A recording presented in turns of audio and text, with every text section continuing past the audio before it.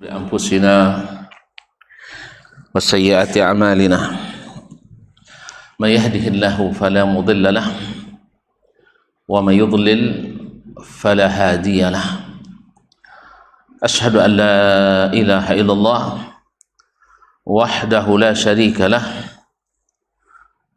وأشهد أن محمدا عبده ورسوله لا نبي ولا رسول بعده يا أيها الذين آمنوا اتقوا الله حق تقاته ولا تموتن إلا وأنتم مسلمون يا أيها الناس اتقوا ربكم الذي خلقكم من نفس واحدة وخلق منها زوجها وبث منهما رجالا كثيرا ونساء واتقوا الله الذي تساءلون به والأرحام إن الله كان عليكم رقيبا يا أيها الذين آمنوا اتقوا الله وقولوا قولا سديدا يصلح لكم أعمالكم ويغفر لكم ذنوبكم ومن يطع الله ورسوله فقد فاز فوزا عظيما أما بعد فإن أصدق الحديث كتاب الله وخير الهدي هدي محمد صلى الله عليه وسلم وشر الأمور محدثاتها وكل محدثة بدعة وكل بدعة ضلالة. Ma'asyiral kiram, Bapak dan Ibu-ibu, saudara-saudara dan saudari serta adik-adik dan anak-anak jemaah Masjid Miftahul Jannah Parit Indah yang saya muliakan, yang saya hormati, yang saya cintai. Alhamdulillah, bersyukur kita kepada Allah Subhanahu wa taala atas segala limpahan rahmat, nikmat dan karunia. Di petang ini kita kembali Allah izinkan untuk sama-sama menikmati majelis-majelis zikir ini. Semoga Allah menerima ibadah kita, mengampuni dosa dan kesalahan kita, dan mengabulkan doa, harapan dan permintaan kita. Amin. Ma'asyiral kiram, juga majlis kita tak boleh kosong daripada selawat dan salam kepada baginda Nabi alaihi salatu wassalam. Di situ terdapat keberkahan majlis dan tercurah rahmat dan ampunan Allah Subhanahu wa taala. Kaum muslimin, kaum muslimat yang dirahmati Allah, masih melanjutkan adabus salaf fi ta'amuli ma'an nas pada masalah ma yaqrahuna al-madha wa yazhaduna fi sana'in nasi alaihim. Mereka tidak suka puji-pujian dan benci atau tidak senang dengan sanjungan-sanjungan orang kepadanya. Kalau kita sebaliknya ya, kalau tidak disanjung marah kan, Allah musta'an, dikritik murka. Nah, sudah disebutkan beberapa contoh bagaimana as-salaf menyikapi hal tersebut, mulai dari Nabi alaihissalatu wassalam sampai pada sahabatnya, pada tabi'in dan siapapun yang menjadi pengikut setia mereka. Terakhir kemarin tentang seseorang memuji, itu Khalid ibn Yazid, berkan dari Ja'wanah, dahala rajulun ala Umar bin Abdul Aziz. Seseorang masuk menemui Khalifah Umar bin Abdul Aziz. Siapa yang tahu Umar bin Abdul Aziz? Dedis, apa keistimewaannya Umar bin Abdul Aziz? Siapa yang tahu? Apa keistimewaannya? Royal. Subhanallah. Sebaliknya dia zuhud. Apa makna royal dulu? Suka ganti bini? Oh, suka berbagi.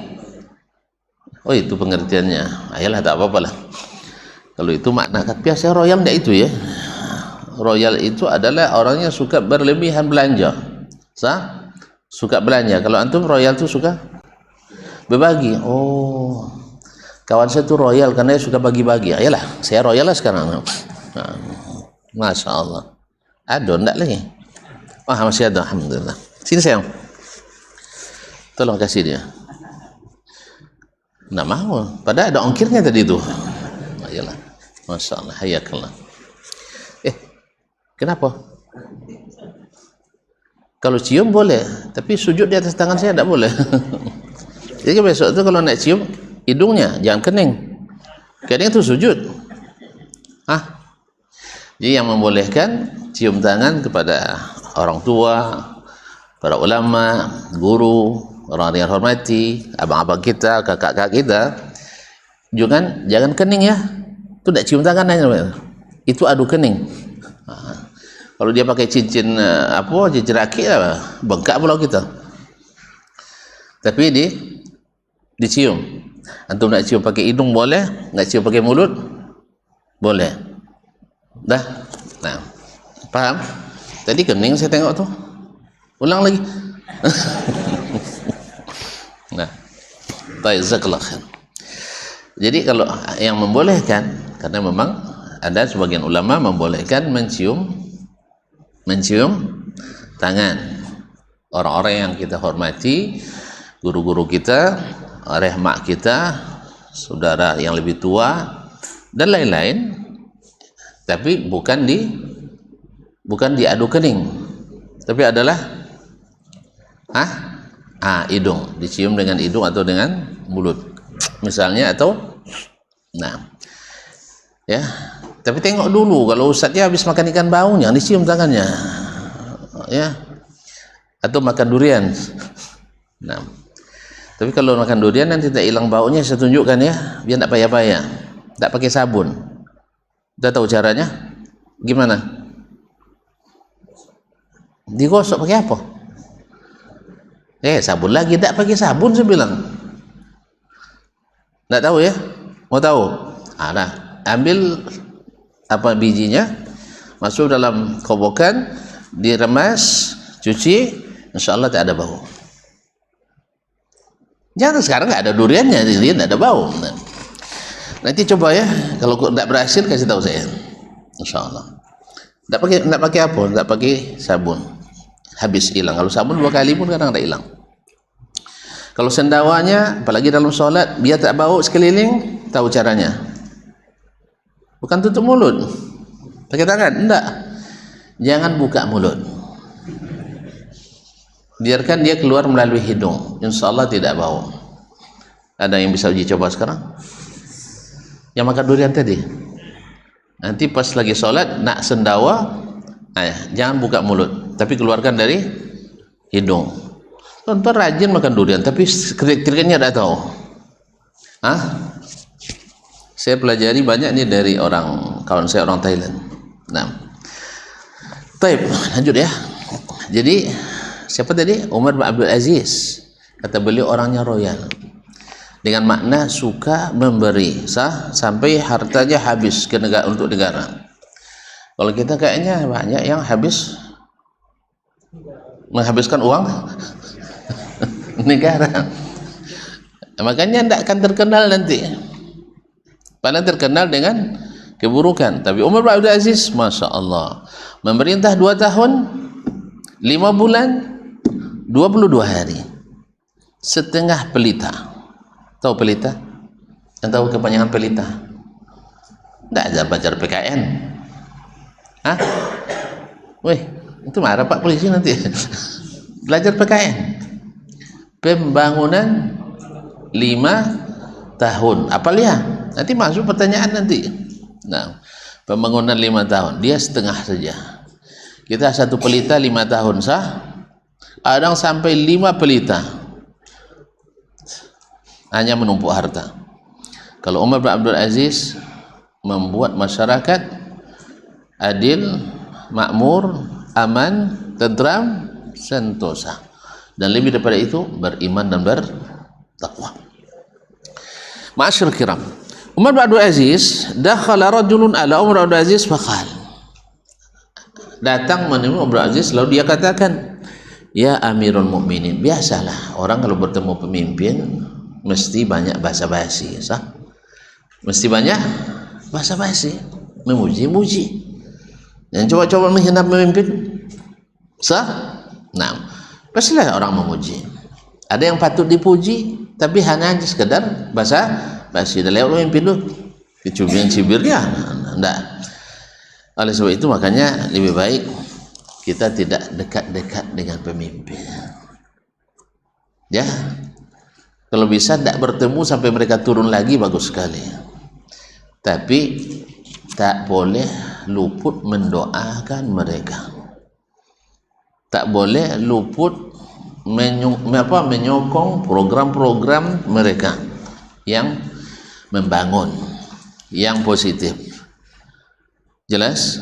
Dan dukung mereka untuk berbuat keadilan. Tapi dekat-dekat pasti banyak basa-basi. Termasuk saya. Saya kalau sudah dekat dengan orang pasti basa-basi, sah. Cuma Ustaz, maaf, tepaknya kan ya, padahal dah mati. Soalnya ada yang lebih bagus pada itu. Sah? Ini ada intelnya nampaknya.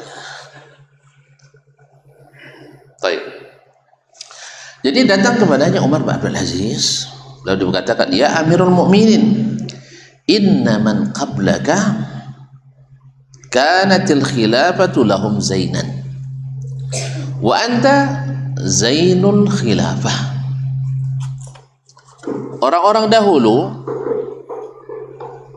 bagi mereka jabatan pemerintahan ini, khilafah ini, bagi mereka adalah perhiasan. Bagi mereka adalah perhiasan. Awalnya mereka tak dikenali, jadi dikenal. Awalnya mereka tidak dipuji, jadi dipuji.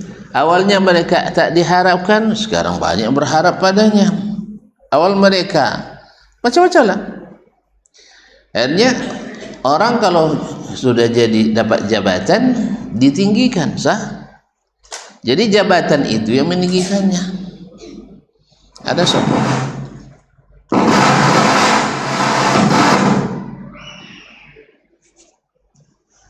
Ada apa ini?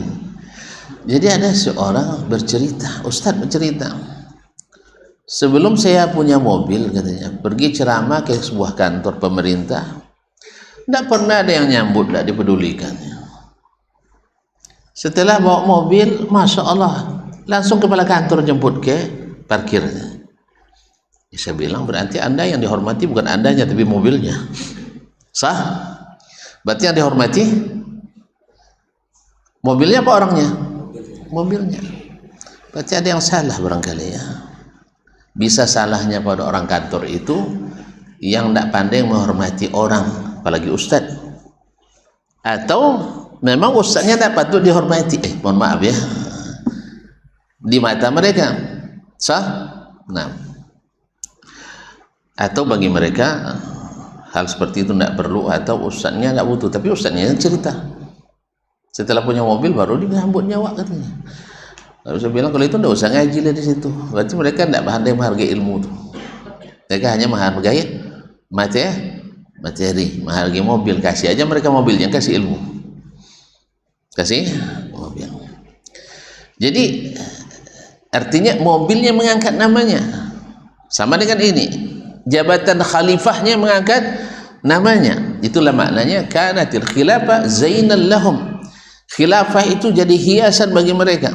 Mereka jadi terlihat indah, terlihat bagus, terlihat terpuji gara-gara menjadi khalifah. Sebaliknya, wa anta zainul khilafah. Sebaliknya, khilafah ini jadi terkenal gara-gara kamu. Khilafah Bani Umar bin Abdul Aziz. Ada lupa semua ya, Bani Umayyah. Khalifah Bani Umayyah. Nah, jadi kalau ditanya orang siapa Khalifah Bani Umayyah yang paling terkenal setelah Muawiyah, orang akan menyebut Umar bin Abdul Aziz. Umar bin Abdul Aziz. Bahkan siapa khalifah yang paling terkenal selepas Khulafa Ar-Rasyidin? Umar bin Abdul Aziz. Khulafa Ar-Rasyidin siapa yang tahu? Yang tahu Khulafa Rasyidin siapa yang tahu? Satu Abu lagi yang tahu, yang lain tidak ada yang tahu. Siapa yang disebut dengan Al-Khulafa Ar-Rasyidin? Enggak ada. Hah? Antum sekarang baru ajarkan, kemarin-kemarin tidak diajarkan doa. Khulafa Ar-Rasyidin? Iya, Abu Bakar, Umar, Utsman, Dasman. Ya Allah ya Rabbi. Hah? Subhanallah. Ini tidak boleh tidak tahu ini. Tidak boleh tidak tahu. Yaitu Ali bin Abi Thalib. Itu namanya khilafa'un Nabi. Khilafatun Nubuwah. Selesai Ali, selesai khilafatun Nubuwah. Tinggal lagi adalah kerajaan. Dimulai dengan diangkatnya Muawiyah, tapi disebut juga dengan sistem khilafah karena yang mereka merujuk pada aturan Islam. Nah, subhanallah, kaum muslimin dan muslimat, kan satu-satunya sistem pemerintahan Islam kan adalah khilafah. Setelah itu ada namanya kerajaan. Kerajaan ini ada yang Islam, ada yang tidak. Sah? Kerajaan ada yang Islam, ada yang kerajaan ada kerajaan Islam, ada kerajaan yang tidak. Jangan bilang kafir, tidak Islam, nanti marah orang sama kita. Nah, jadi ada, kalau khilafah pasti Islam, khilafah pasti Islam. Kalau kerajaan ada yang Islam, ada yang tidak. Ada kerajaan Islam, ada kerajaan non Islam. Ala kulli hal. Nah, sekarang Umar bin Abdul Aziz menjadi perhiasan bagi khilafah. Sehingga ketika orang nak mencela Bani Umayyah misalnya, ingat di situ ada Umar bin Abdul Aziz. Jelas?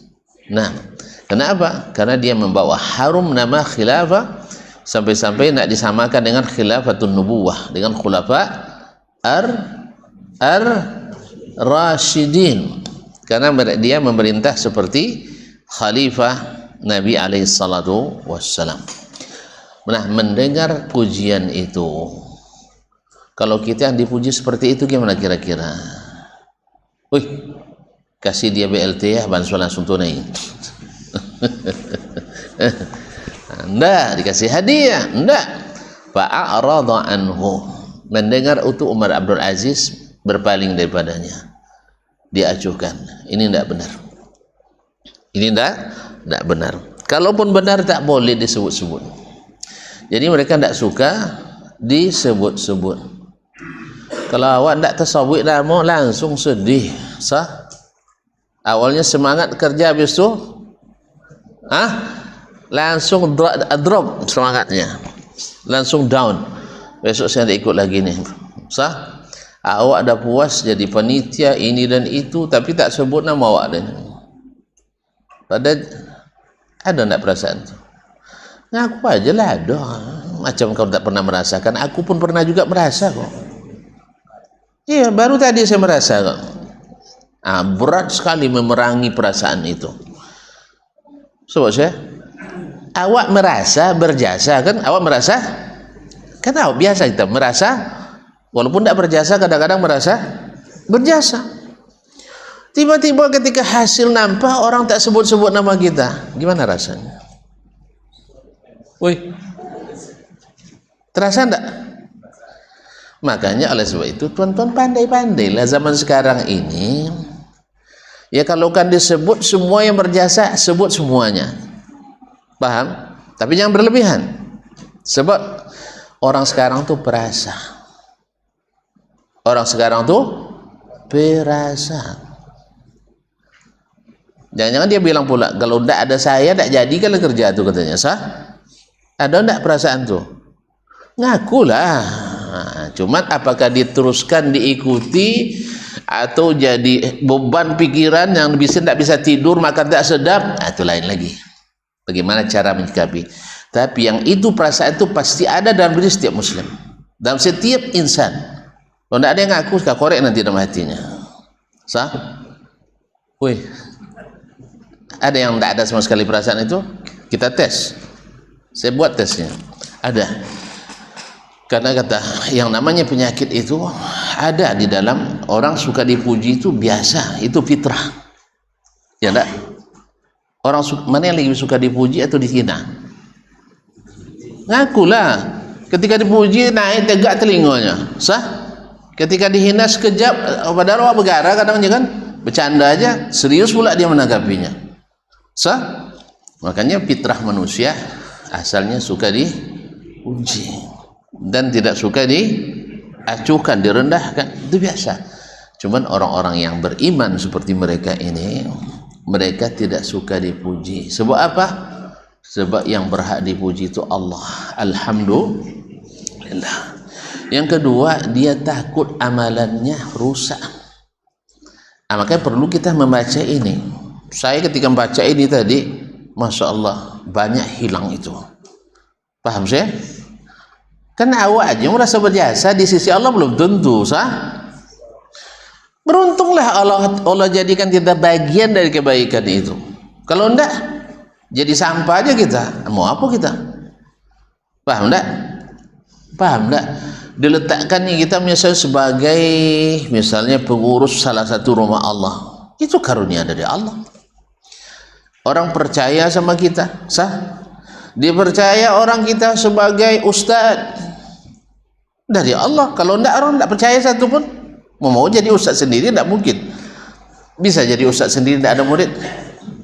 Wih, bisa ceramah sendiri enggak ada jemaah? Enggak mungkin. Jadi itu semuanya karunia dari Allah. Pokoknya kembalikan sini semuanya. Kalaulah Umar bin Abdul Aziz yang begini prestasinya tak senang dipuji, tentu barangkali kalau namanya tak disebut dia senang. Sah? Awal tak disebut sekali, padahal berkali-kali disebut orang nama, sekali tak tersebut, wih, tersinggung dalam hati. Makanya hati-hati kita, syaitan itu masuk bukan hanya ke dalam hati-hati orang yang beriman kuat, orang-orang yang beriman lemah, tapi pada orang-orang bertakwa pun mereka masuk. Makanya nanti di ujung seperti dikatakan oleh Yusuf bin Asbad, yang paling susah diobati oleh seorang ahli ibadah adalah suka dipuji. Suka dipuji. Itu sangat berat. Itulah makanya wallahu alam, kebanyakan ahli ibadah itu yang benar-benar tidak mau tenar, tak mau viral, tak mau tampil. Harun Ar-Rasyid pernah memanggil Fudail ibn Iyad. Jadi kenal Fudail ibn Iyad? Siapa yang tahu? Tidak ada juga. Fudail bin Iyad digelar dengan Abidul Haramaini. Abidul Haramaini. Apa makna abid? Ahli ibadah. Al-Haramain, dua tanah haram Makkah dan Madinah. Dia yang paling ahli ibadah, yang paling banyak ibadahnya di dua tanah suci itu, paling terkenal. Ketika Harun Ar-Rasyid datang haji, dia ingin bertemu dengan Fudail bin Iyad. Kenapa dia nak bertemu? Ya, dia seorang alim, seorang ahli ibadah, dia nak mengambil ilmu daripadanya. Diutuslah menteri paling besarnya, diutus menterinya untuk, ya istilahnya mengundang, kan dihormati kita kalau diutus menteri ngundang kita. Kalau sempatlah misalnya Pak Prabowo sekarang sah diutus menteri Menko untuk ngundang Ustadz Dasman, kira-kira tersanjung enggak saya? Wih, tersanjung enggak? Dia sudah memberikan penghormatan enggak pada saya?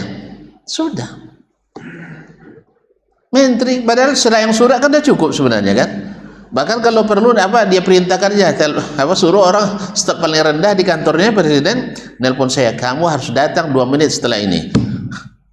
Mau tidak mau harus datang kan? Baik. Nah, ini diutus menteri besar.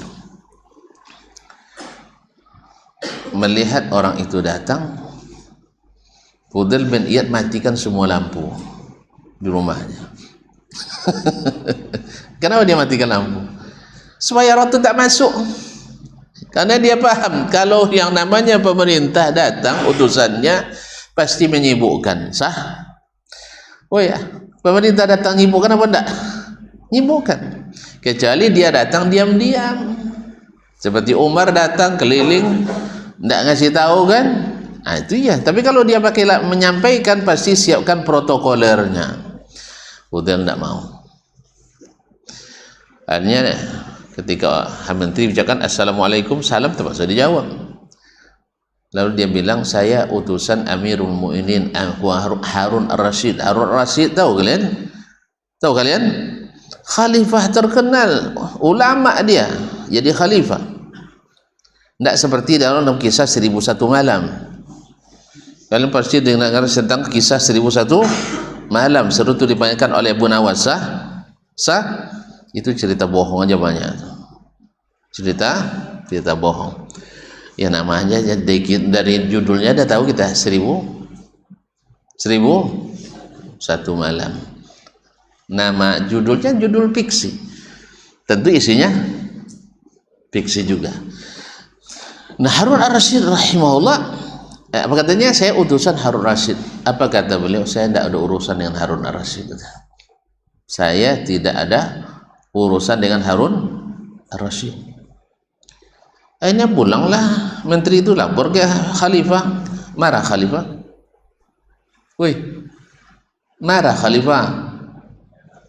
Ya, khalifahnya juga ahli ibadah, maka paham dia. Ini orang bukan nak melawan, tapi karena memang tidak mau terfitnah. Akhirnya Harun sendiri yang datang ke rumah Fudail bin Iyad tanpa pengawal, sendirian. Sama ada yang tadi juga, dimatikan lampu sama Fudail. Saya tidak ada urusan dengan anda, katanya. Lalu kata Harun, saya hanya nak dengar nasihat dari kamu. Banyak ulama lain yang siap nasihatin. Kenapa saya? Kaum muslim. Awak baru dapat surat dia bahwa presiden akan datang, awak diundang kan dalam acara tu, masya Allah. Nih saya diundang. Padahal duduk paling belakang. Masuk diperiksa sampai sepatu dibuka, sampai celana dibuka ikat pinggang. Sah? Betul saya? Ini untuk masuk ke jadi tamu presiden. Yang beda salaf dengan al-khalaf. Jelas kaum muslimin. Jadi saya tidak ada urusan dengan anda. Saya khalifah. Iyalah urusan rakyat. Kenapa datang ke saya? Kayaknya berlebihan ya. Bukan. Karena beliau tidak mau terfitnah oleh dekat-dekat dengan seorang pejabat itu. Jelas ya, tapi kita jangan buat pula begitu nanti. Datang wali kota ke rumah matiin lampu. Lalu saya wali kota, Ustaz, tidak ada urusan. Yang coba dimatikan PLN rumah nanti. Yang ngurus di teleponnya rektor PLN kan rumah nomor 12A Gayan Kayu Manis. Jangan Sakti, tolong putuskan seluruh aliran listrik ke situ. Tidak saya aja, tetangga pun kena. Kemudian jalan Manyar Sakti yang berlubang-lubang itu tidak jadi diperbaiki. Jelas ya? Nanti apapun urusan nanti di kantor dinas yang berkaitan dengan sekolah-sekolah beliau tolong dipersulit. Bahaya kita. Jelas ya? Sampai antum seperti Fudail bin Iyad yang memang tidak butuh dengan pergaulan umum lagi. Dia cukup dengan Allah Subhanahu wa taala. Kalau ini kita belum bisa ya. Masih senang juga makan di restoran kan? Kadang minum juga di kafe. Karena yang punya orang ngaji juga kabarnya. Jadi kaum muslimin semua. Kalau Fudail enggak. Dia hanya di rumah Allah atau di rumahnya. Oleh itu kaum muslimin dan muslimat, inilah Umar bin Abdul Aziz. Ketika dipuji dia tidak senang. Kalau bisa kita sekali-sekali tidak dipuji senang sekali, dan kalau dipuji tidak senang. Sekali-kali dipuji senang, biasa, awak manusia biasa juga kan. Apalagi kalau setelah dipuji itu ada pula penghargaan kan, sah, ada insentifnya. Ini sudah landai puji, insentif tak ada pula. Nah, nasallallahu assalam. Itu benar, ada dalam hati setiap orang. Tapi mereka sudah berhasil untuk menghalangi rasa itu dalam hati, sehingga mereka menjadi generasi terbaik. Nah, wa qala rajulun li Maimun ibn Mahran rahimahullah, ya Aba Ayyub. Ini Maimun ibn Mahran juga seorang ulama tabi'in. Nah, seorang ulama tabi'in, dia banyak meriwayatkan dari Aisyah radhiyallahu taala anha, juga seorang ahli ibadah dari Kufah. Dia dikatakan kepadanya, ya Aba Ayyub, wahai Abu Ayyub, ma yazalun nasu bi khairin ma abqaqallahu lahum. Orang akan tetap dalam kebaikan selama engkau berada di antara mereka. Asal ada jo ustaz dipokan leh aman kota Pekanbaru. Begitulah lebih kurang ya. Orang akan baik-baik saja selama engkau masih bersama mereka. Mak pujian luar biasa nih saya. Berarti keberadaan kita dianggap sah, keberadaan kita dibutuhkan. Kemudian faqala Maimun, lalu dia berkata pada orang itu, aqbil ala sya'nika ayyuhar rajul, wahai laki-laki, kerjakan aja urusanmu. Fala yazalun nasu bi khairin ma attaqaw rabbahum. Manusia akan tetap dalam kebaikan selama mereka bertakwa kepada Rabb mereka. Bukan karena saya, tapi mereka dalam kebaikan selama masih bertakwa. Dia kembalikan lagi kepada Allah Subhanahu wa taala. Jadi jangan urus urusan saya, urus urusanmu sendiri. Itu bertakwalah kepada Allah. Jangan andalkan saya. Nah, ini enggak, orang mati pula dia andalkan pula. Ya, cari barakah ke kuburan. Enggak. Cari berkah kepada Allah Subhanahu wa taala, cari kebaikan pada Allah, cari keamanan pada Allah Subhanahu wa taala. Wa marra Haritsah bin Badar bin majalisi qaumihi Bani Tamim wa ma huwa Ka'bun maulah. Fa kullama ijtaza bi qaumin qamu ilaihi wa qalu marhaban bi sayyidina. Falamma walla qala lahu Ka'b, ma sami'tu kalaman qad aqarra li 'aini wa la alazza bi masma'i min hadzal kalam alladhi sami'tuhu al-yawm.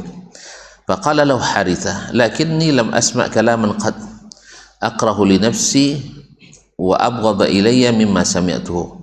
Qala wa lima? Qala wayhak ya Ka'ab, innama sawwadani qaumi hina dhahaba khiyaruhum wa amathiluhum fahfaz anni hadha thumma anshidhu. Khalatid diyaru fasuttu ghayra musawwadin wa min asy-syaqa'i tafarrudi bis-su'dadi. Haritsah ibn Badar At-Tamimi lewat di majlis kaumnya. Wa ma'ahu Ka'bun maulah, bersamanya ada Ka'ab, mantan hamba sahayanya, pembantunya. Fakullama ijtaza biqaumin qamu ilaihi, setiap lewat suatu kaum mereka berdiri menyambutnya. Wa qalu, lalu mereka berkata, marhaban bi sayyidina, selamat datang kepada pemimpin kami, kepada pemimpin kami.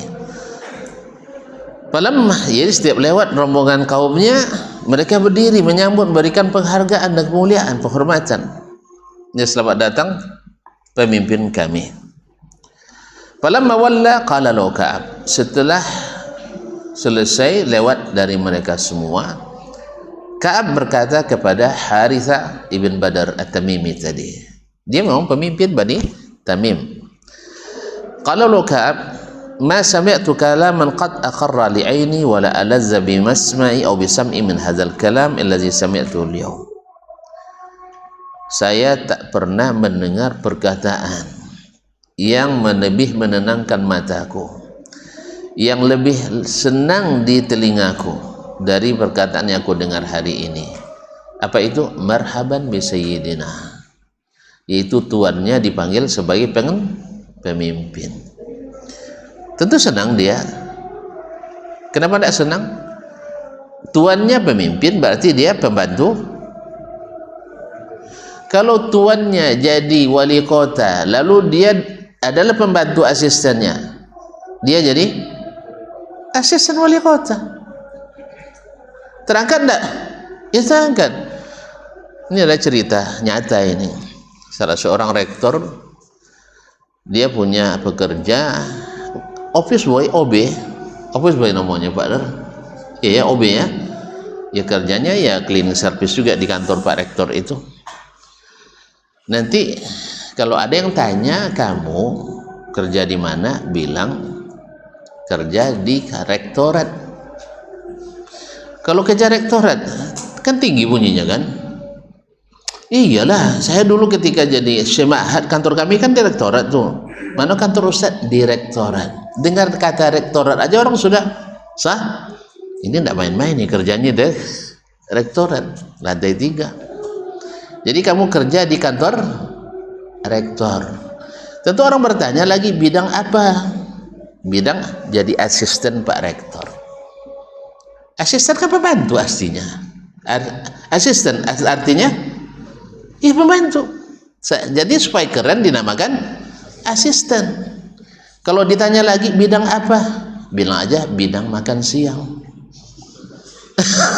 Asisten rektor bidang makan siang. Kenapa Pak Rektor? Kan makan siang saya kan selalu kamu yang makan. Paham?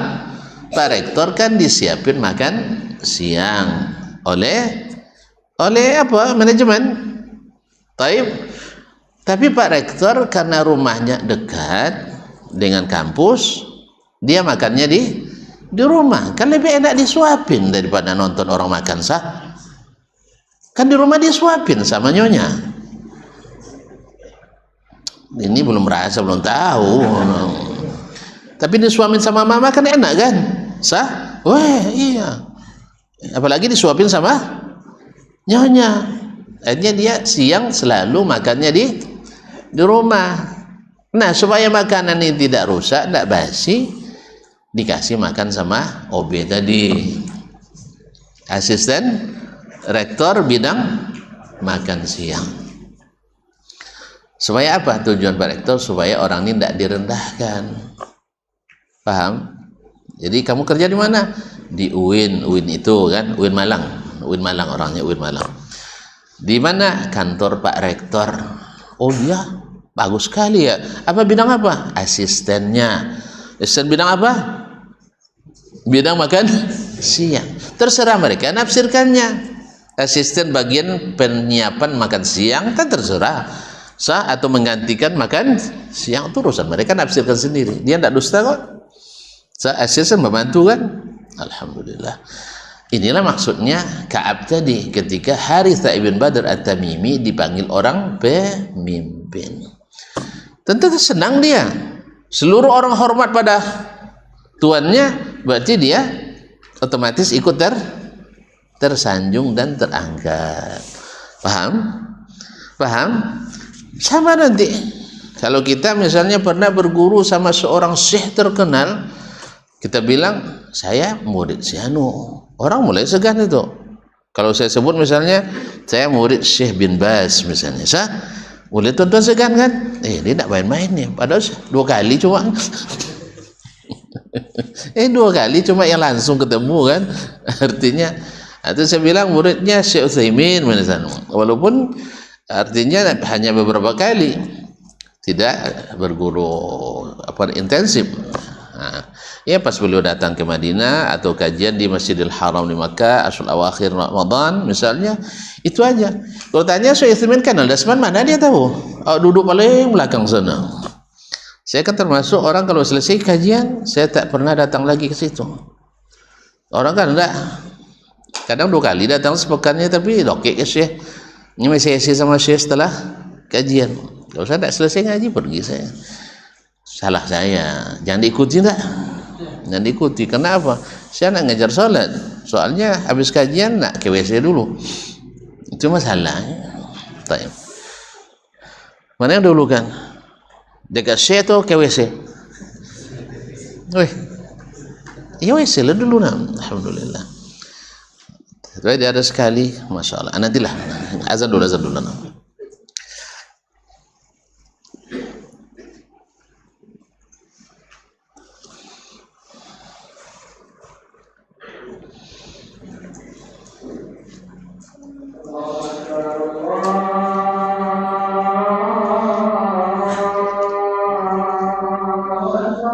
Allah Allah.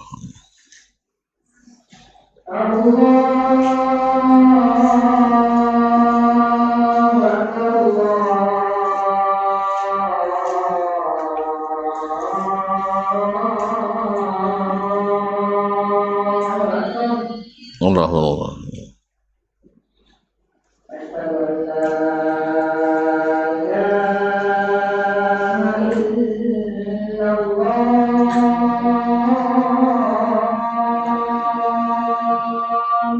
أشهد أن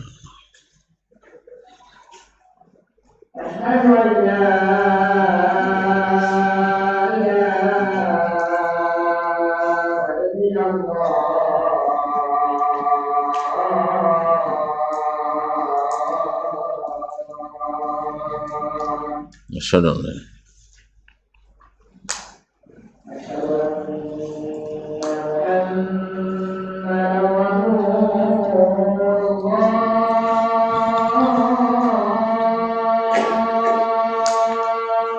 أشهد أن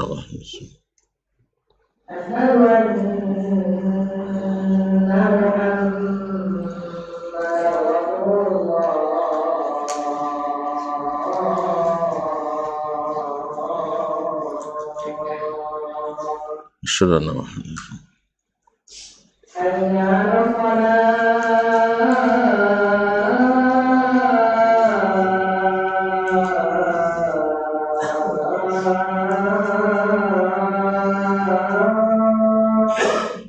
لا حول ولا قوة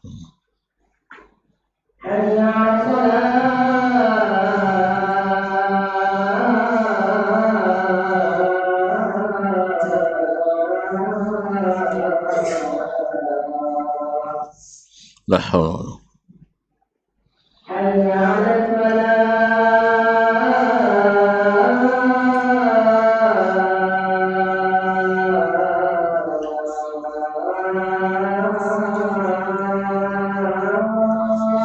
لا حول ولا قوة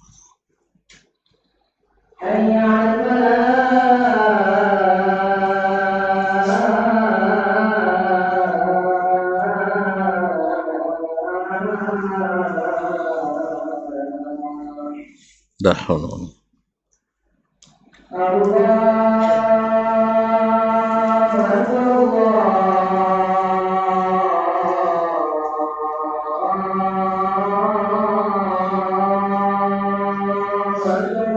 الله الله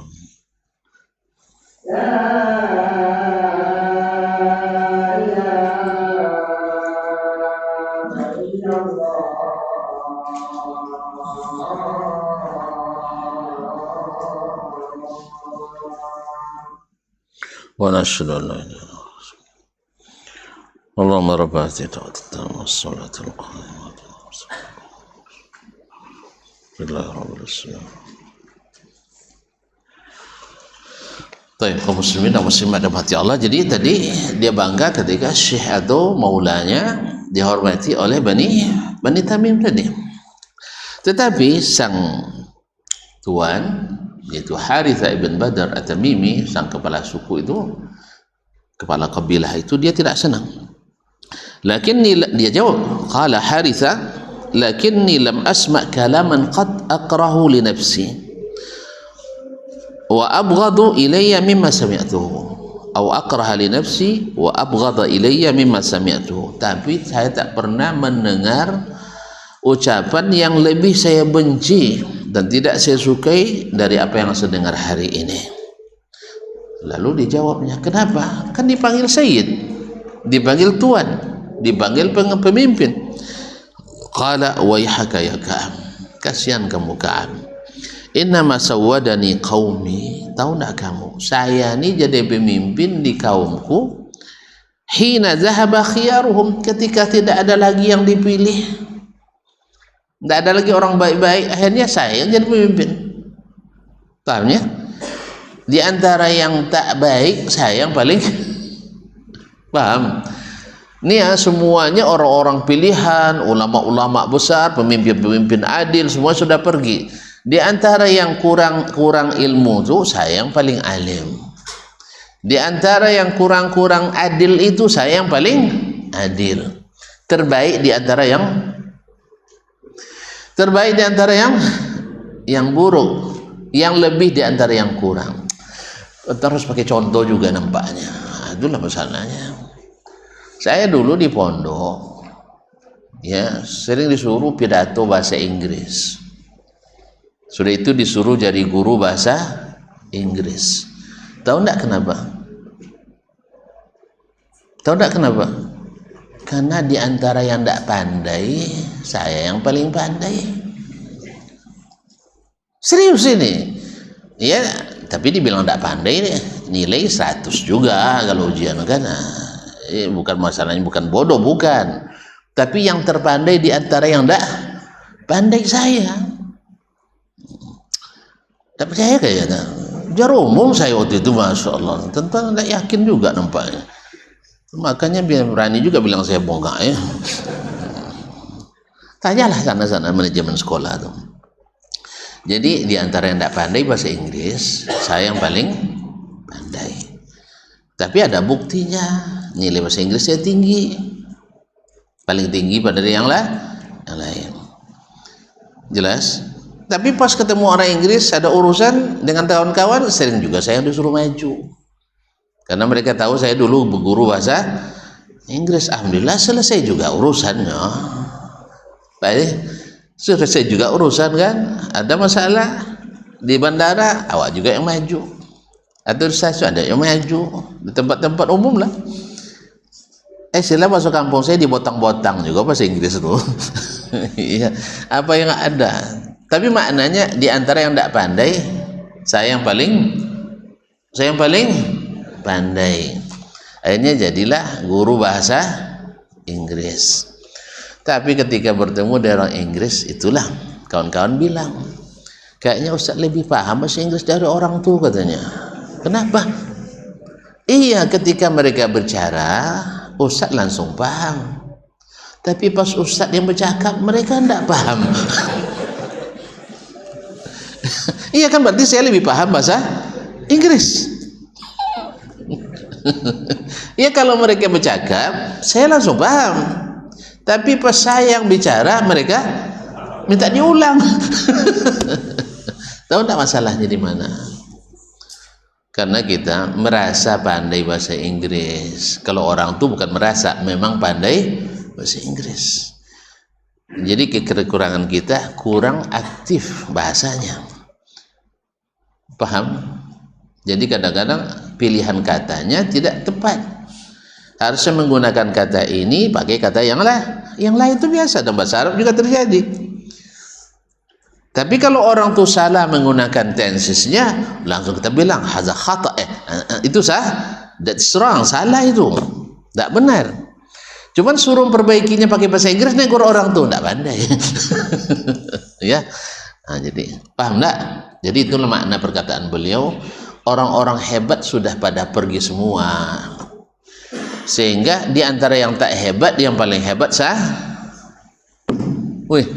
di antara yang tidak hebat, yang paling hebat adalah saya. Akhirnya saya jadi pemimpin. Sebenarnya dibanding dengan para pendahulu, saya tidak ada apa-apanya. Itu yang saya tidak suka tuh. Saya diberi pujian yang sebenarnya tidak layak untuk saya. Layak untuk mendiang ayah saya. Karena ayahnya terkenal, yang Badar Tamimi ini terkenal memang. Anaknya Harithah tidak seterkenal ayahnya. Sama dengan Hatim At-Ta'i, yang dikenal paling pemurah di bangsa Arab. Bangsa Arab kan sedunia paling pemurah, sah? Menurut UNDP, United Nations for Development People. Nah, kan bahasa Inggris pandai kan? Iya. Tapi di antara yang tidak pandai itu yang saling pandai. Nah, saya bisa bahasa Inggris. Kalau di sini saya masih percaya juga saya pakai bahasa Inggris pidato, kecuali depan Pak Daryanto. Nah, itu. Tapi kalau depan santri saya berani, karena mereka akan ngangguk-angguk aja. Sah? Ladies and gentlemen, ya kan? Angguk kalian tuh. karena kalian tidak paham. Sah?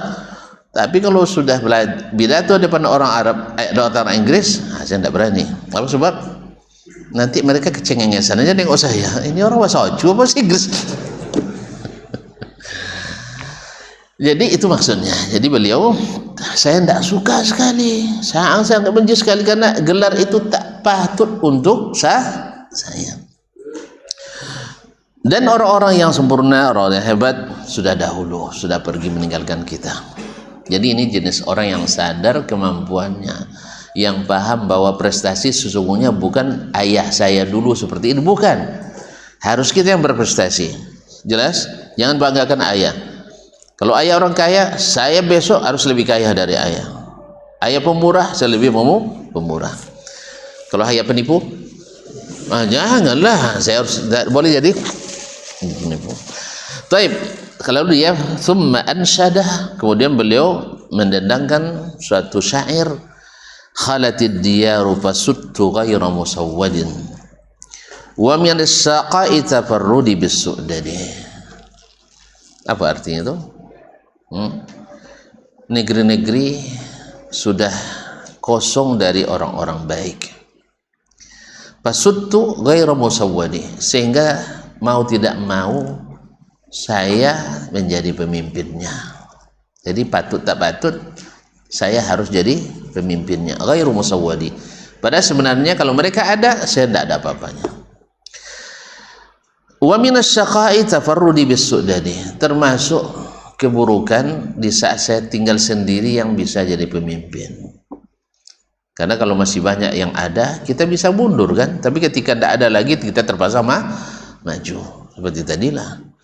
Makanya akhirnya mungkin murid-murid saya ada yang sudah bekerja di luar negeri, saya bilang antum pandai bahasa Inggris bukan saya karena saya ngajar, karena antum pandai mengembangkan diri bahasa Inggris, sehingga belajar di luar atau kerja di luar negeri di perusahaan ini dan itu.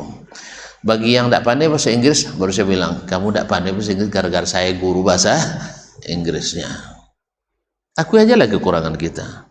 Sebab kalau murid, kalau ngaku kita punya kekurangan, dia pasti tutupi kekurangan kita.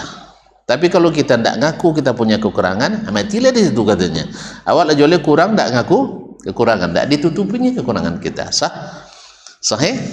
Hanya ketika kita bilang begitu, pasti mereka bilang, dah, walaupun bukan ustadz yang ngajar semuanya, tapi pondasi awal ustadz yang bangun. Masya Allah, senang hati ini dengarnya. Ternyata murid tak ingkar kebaikan guru. Sahih? Alhamdulillah. Jadi memang mengakui kekurangan itu membuat orang mau menutupi kita. Tapi kalau jelas kurang, bertahan juga tidak mau disebut kurang. Akhirnya orang biarkan kita tanpa ditutupi kekurangan kita. Siap-siap ya ngaku kekurangan ya. Siap salah. Siap salah. Kalau mau tahu cara itu, tuh tanya Pak Abdul. Pak Jem. Pokoknya setiap apa dia bilang, siap salah. Sah? Gitu Pak Jem ya? Iya. Yang diajarkan. Kalau kalian nak masuk, nanti masuk SPN. Itu diajarkan tuh. Siap salah. Siap komandan. Sah? Nah. Jadi kalau ada firman Allah, siap Allah Ta'ala. Sah? Datang hadis Nabi, siap Rasulullah Sallallahu Alaihi Wasallam. Kaum muslimin dan muslimat, wa amma qala al-Fudail, berkata Fudail yang tadi kita ceritakan kisahnya sama siapa tadi? Harun Ar-Rasyid. Qala al-Fudail rahimahullah, alamatuz zuhdi fin nas idza lam yuhib thana'an nasi alaihi. Tanda zuhud manusia itu, tanda zuhud kita kepada manusia itu adalah tidak suka sanjungan manusia. Tidak suka disanjung oleh manusia. Tapi kalau disanjung oleh Allah Ta'ala suka tak? Wajib suka, tidak ada rianya di situ. Kalau Allah yang menyanjung, kalau sempat Nabi Muhammad datang, lalu dia bilang, man, kamu disanjung sama Allah Ta'ala, wajib suka. Cuman kapan pula Nabi datang? Kalau ada yang bilang Nabi datang lagi, pasti pembohong catat itu ya. Kalau ada yang bilang Nabi bangkitlah dari kuburnya lalu keluar mencium lutut kalian, pastikan itu bohong. Tidak usah ragu, pasti bohong. Jelas? Apa dalilnya? Apa dalilnya? Wih, ada manusia hidup 2 kali lagi? Ada Nabi Isa katanya menghidupkan orang mati katanya. Itu cara? Hah? Ini kan ada ini kan. Nah, baik, Nabi Isa menghidupkan orang mati ada dalilnya. Tapi kalau Nabi hidup lagi ada dalilnya? Enggak ada. Kalau tidak ada dalilnya, khurafat namanya. Jadi sama orang menceritakan menceritakan Imam Syafi'i sering bertabarruk di kuburan Abu Hanifah di Baghdad. Nah, itu namanya khurafat. Karena Imam Syafi'i sendiri anti dengan tabarruk seperti itu. Masa Imam Syafi'i ngalap berkah? Allah musta'an. Tapi itu jadi cerita. Nah, jadi cerita. Perawinya ada yang pendusta. Nasallallahu alaihi wasallam. Lalu diukil oleh orang-orang yang tidak selektif. Nah, balik lagi, Allah musta'an. Asal ada dalam kitab berarti benar. Kalau gitu sihir juga tersebut dalam kitab berarti benar. Sihir ditulis orang tidak dalam kitab? Sihir ditulis orang atau tidak? Ditulis kan? Kitab sihir ada tidak? Kitab sihir ada, berarti benar karena ada dalam kitab. Atau diceritakan oleh ulama kiai. Kalau kiai ngajarkan sihir benar. Kalau kiai diajarinnya kita sihir, kiai benar atau kiai salah? Bingung. Kalau kiai ngajar sihir benar atau salah? Salah lah. Masa kiai ngajar sihir? Jadi walaupun keluarnya dari kiai, tapi yang diajarkannya sihir adalah salah. Jelas? Nah, kalau ada yang ngaku jadi nabi sekarang, kalau ada yang ngaku jadi nabi, apa namanya? Pendusta. Ragu kamu. Siapa nabi terakhir? Nabi Muhammad. Kalau ada ngaku nabi setelahnya, berarti bilang keras-keras pendusta. Jangan ragu. Semua yang aku jadi nabi setelah Nabi Muhammad adalah pendusta. Ini kiai Ustaz, kiai pendusta aja. Buya Ustaz, buya pendusta aja. Jelas? Jelas. Kenapa? Karena bertentangan dengan dalil. Antu dalilnya? Dalil 4. Al-Quran, Sunnah, Ijma', Qiyas. Jelas? Tidak ada dalilnya, maka kita katakan orang itu berdusta. Pakai sorban Ustaz. Memang Abu Lahab tidak bersorban dulu? Abu Lahab bersorban pun tidak? Tidak pernah kalian tengok film Arisalah tu? Abu Lahab bersorban pun tidak? Bersorban. Ini Pak Haji Ustaz. Memang Abu Lahab tidak haji? Abu Lahab haji apa tidak? Haji. Jadi hanya main di masjid Ustaz, pengurus masjid Ustaz. Memang Abu Lahab main di mana dulu? Woi, Abu Lahab di mana main dulu? Masjidil Haram. Pengurus Masjidil Haram. Jadi kebenaran itu bukan karena dia di masjid, bukan karena dia Pak Haji, bukan dia pakai sorban, bukan pakai jubah, tidak. Kebenaran itu adalah Al-Quran, Sunnah. Kalau tidak berdalil, itu hanya cerita kosong. Jelas? Jelas? Oleh sebab itu, maka itulah gunanya kita belajar. Harus tanya dalil dari apapun yang diajarkan. Kalau tidak, itu hanya ucapan. Kalau benar, sesuai dalil, kita terima. Kalau tak sesuai, kita tinggalkan. Jelas Mas Syekh? Orang kadang tak paham ini masalah. Katanya dia pengikut salaf, katanya kita berikan ucapan salaf, tidak dia terima. Kita akan terima ucapan salaf itu satu, sahih riwayatnya. Kalau antum bilang Imam Asy-Syafi'i ngalap berkah di kuburan, buktikan sahihnya dulu. Imam Syafi'i itu bukan orang tak terkenal, murid-muridnya ramai, sah? Murid-murid Imam Syafi'i ramai apa enggak? Ramai. Kenapa enggak ada muridnya yang meriwayatkan itu satu pun daripadanya? Berarti ini mengundang tanda tanya besar. Jangan-jangan Imam Syafi'i tidak jujur ini ya. Ini tidak mungkin, sah? Wih, rela antum tutur Imam Syafi'i tidak jujur? Hah? Tidak mungkin. Berarti ada orang lain yang tidak jujur meriwayatkan ini daripadanya. Yang kedua, di masa Imam Syafi'i di Baghdad tidak ada kuburan keramat doi. Tidak ada habaib burah. Tidak ada habaib. Orang masih di atas sunnah di Baghdad. Yang ahli batil, Mu'tazilah tahu orang barisannya. Yang ahli sunnah tahu barisannya.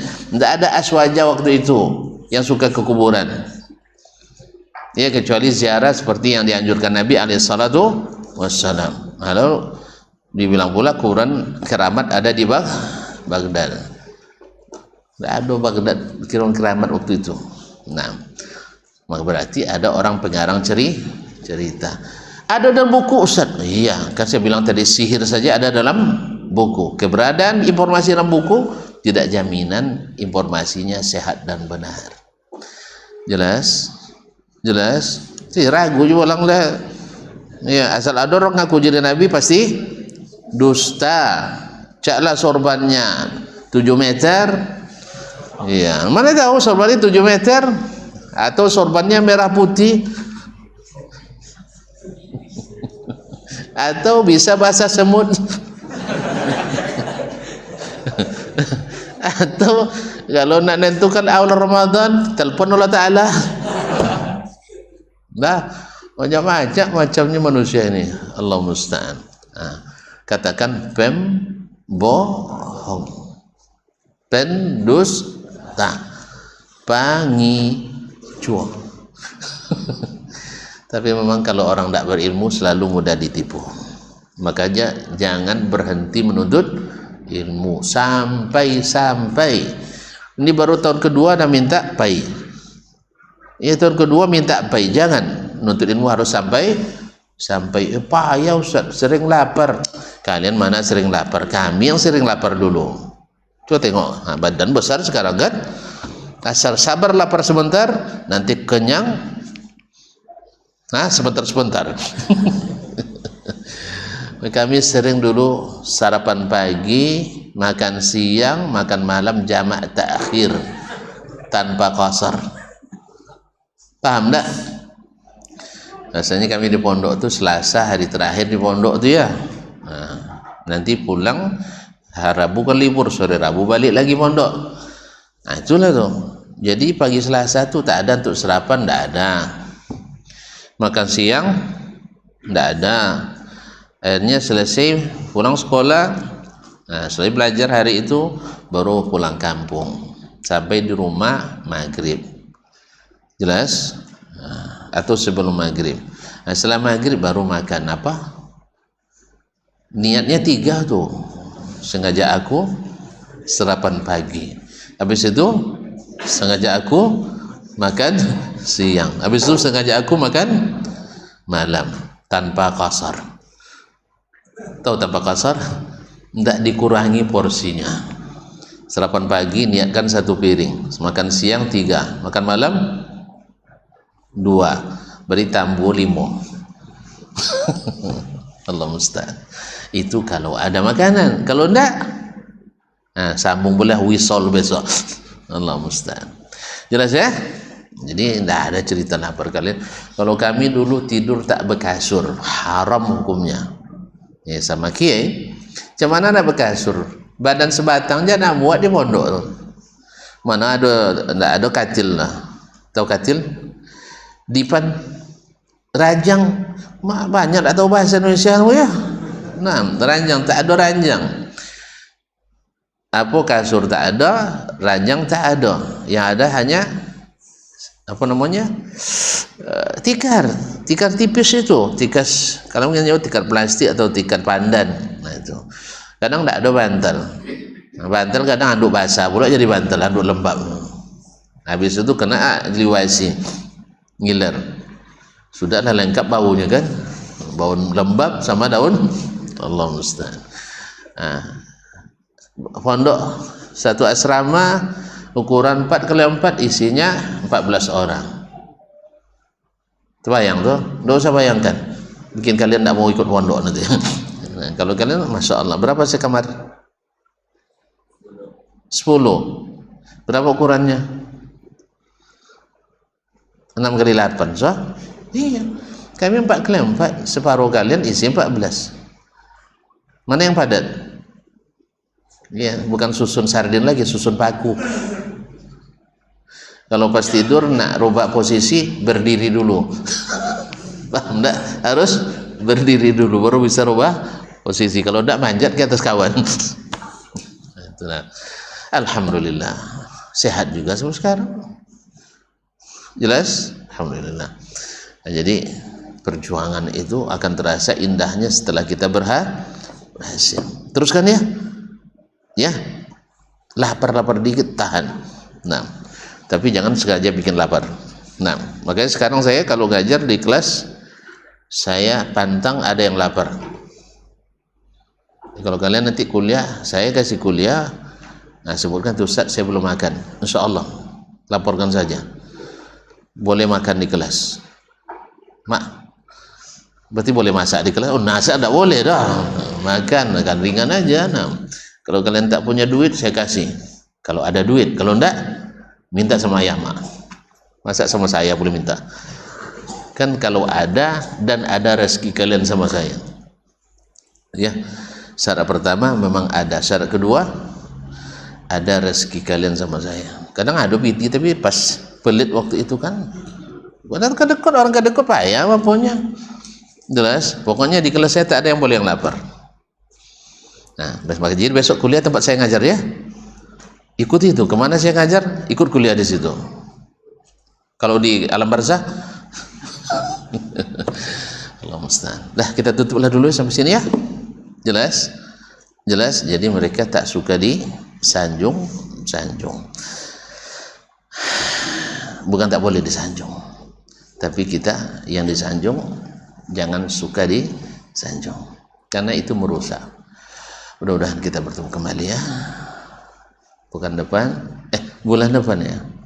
Bulan depan aja lah. Jangan terlalu cepat. Nah, nanti tidak rindu. Terima kasih dan mohon maaf. Wabillahi taufiq wal hidayah. Wallahu ta'ala alam wa sallallahu ala nabiyyina Muhammad wasallam. Wassalamualaikum warahmatullahi wabarakatuh.